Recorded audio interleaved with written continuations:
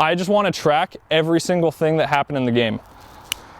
Coach Newman is unbelievable at watching the game and knows exactly what happened for like 250 pitches in the game. It blows my mind. Like, I don't work like that. I have to track things on paper and like visually see them and be like, oh yeah, that's what happened in the game. I'm terrible at watching the game and remembering what happened on the 5th pitch in the bottom of the 5th. Like, I'm just awful at it.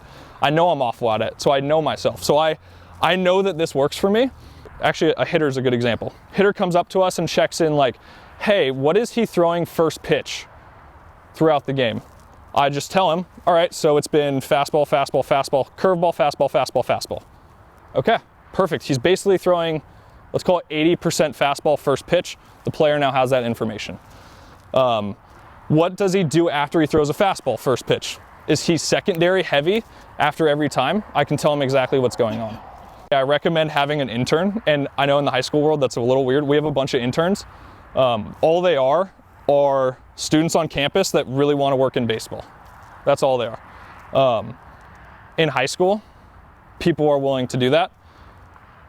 I think oftentimes all you have to do is either like send out an email blast, which I've done here and at San Jose State and at SB. Send an email blast being like, hey, I am the head coach or the JV coach or the assistant coach. We're looking for a couple data interns to just help us track stats during baseball. It can be that simple. If you have one person, that's so much better than just having yourself.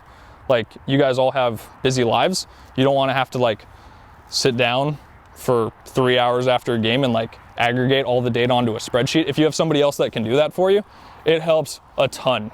And there are people that are willing to do it for free.